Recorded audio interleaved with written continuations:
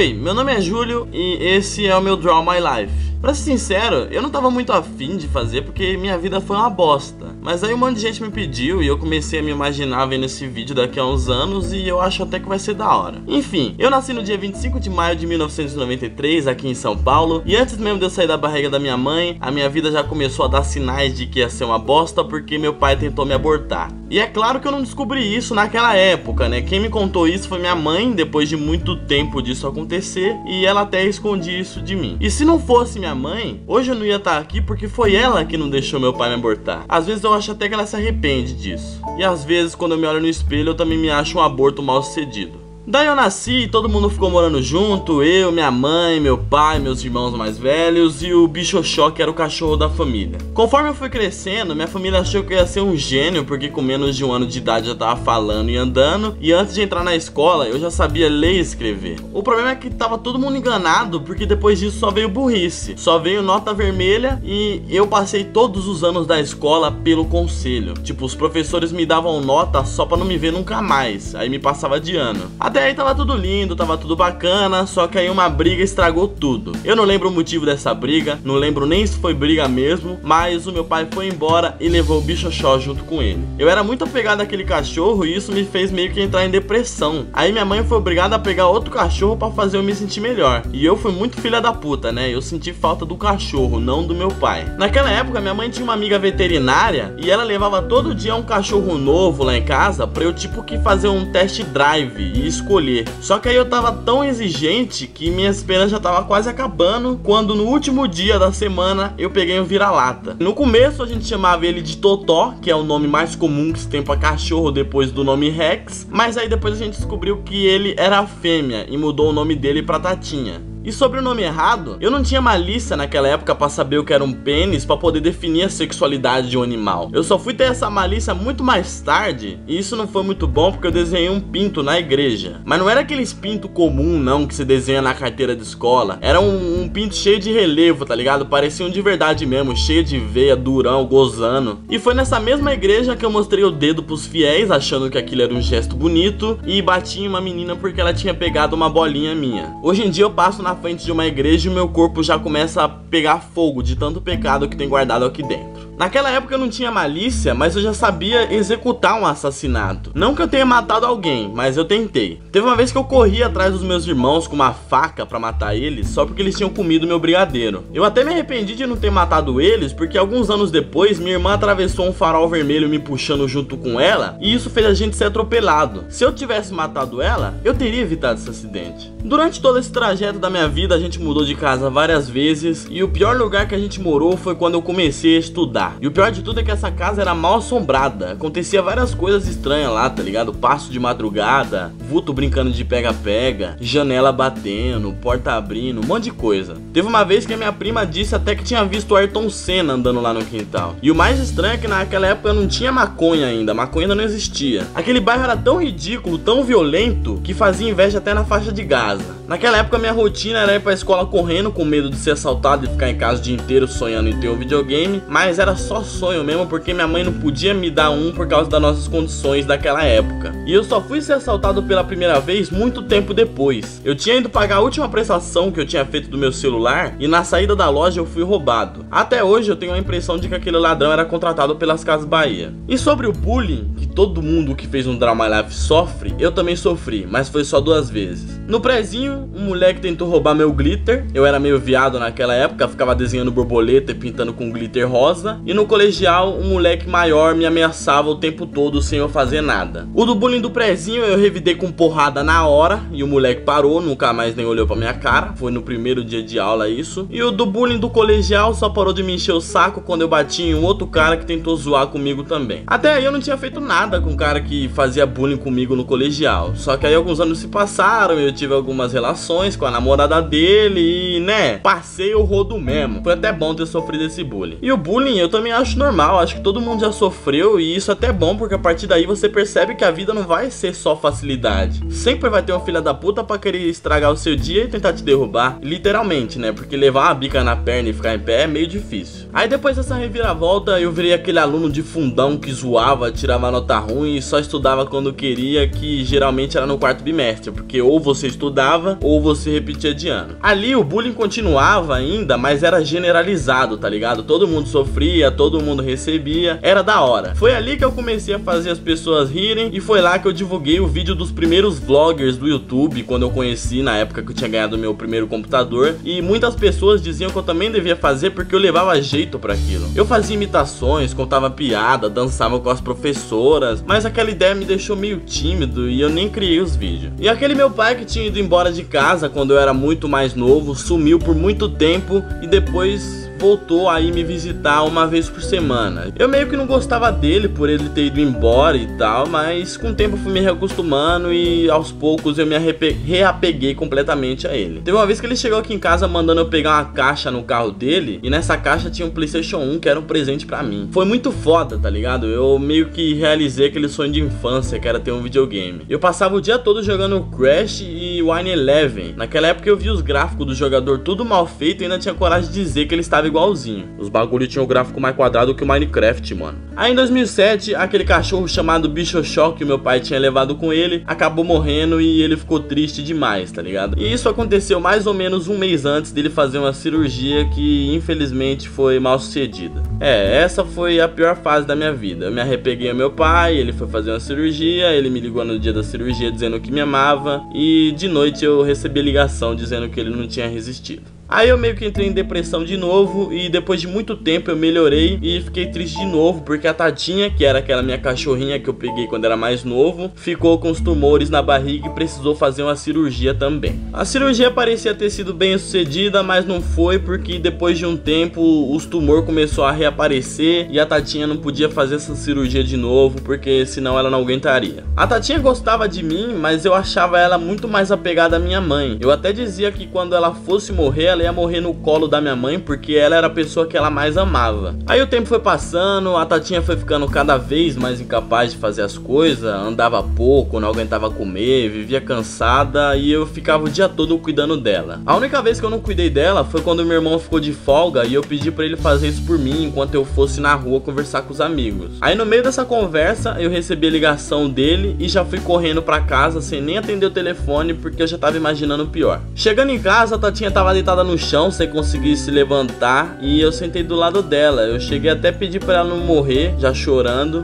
Aí ela levantou, andou na minha direção, deitou no meu colo e fechou os olhos. No momento que ela se levantou, eu achei que ela tinha melhorado, cheguei até a dar um sorriso, mas foi em vão. Tipo, a minha cachorrinha de infância tinha me deixado sozinho aqui no mundo. E aquilo que eu disse sobre ela morrer no colo de quem ela mais amava começou a passar na minha cabeça e eu não conseguia parar de chorar. Hoje em dia eu sinto falta de ter um cachorro, mas tenho medo de pegar um novo com medo dessa história se repetir. E eu também tenho medo de fazer cirurgia com medo de que o pior aconteça de novo. Eu tenho os problemas de respiração aí que eu tenho que fazer cirurgia, mas eu não tenho coragem. Uma vez até minha mãe foi fazer uma cirurgia e eu comecei a chorar lembrando dessas outras histórias. Aí no outro ano, em meio à nova depressão, acho que foi em 2011, eu não tinha absolutamente nada pra fazer porque eu tinha terminado a escola e tava esperando ser dispensado do quartel pra ir procurar um novo emprego. Aí como eu já tava todo fudido, depressivo, sem poder arrumar um emprego, na pura vagabundice, eu pensei na ideia antiga dos meus amigos e decidi criar um vlog. Aí eu criei um canal chamado Canal Canalha porque eu achava que o nome canal combinava com canalha por ser meio que uma abreviatura, e só no final desse mesmo ano eu decidi botar a minha cara lá no YouTube e logo no meu primeiro vídeo sobre comerciais eu já tive uma boa repercussão. Aí conforme o tempo foi passando eu fiz novos contatos no YouTube, esses contatos me ajudaram a fazer meu canal crescer, o público foi aumentando, eu fui me soltando, escrevendo roteiro, mudando de conteúdo, às vezes até cenário e pimba, tô até hoje fazendo vídeo. Tipo, o meu meu canal não é um canal gigantesco com milhões de inscritos que rende milhões de reais por mês, mas tem um público bom que cresce aos poucos e isso pra mim já é ótimo. Hoje em dia minha família tem uma condição melhor, ainda bem, eu já posso ter um videogame de última geração, a gente já tem a nossa casa própria, a gente vive bem e é isso que importa, né? Eu até me considero uma pessoa feliz por mais que eu tenha me fudido pra caralho. Eu até fico feliz em fazer as pessoas rirem porque eu realmente sei o bem que o sorriso faz. Aliás, um dos meus sonhos é trabalhar fazendo as pessoas rirem. Eu não me acho engraçado, mas tem que sonhar, né? Só não pode cair da cama. E pra vocês que acompanham o canal, eu só digo uma coisa. Muito obrigado. Dá joinha, se inscreve, posta um comentário aí embaixo e divulga pro pessoal lá do Facebook. Diz que me ama também. Falou.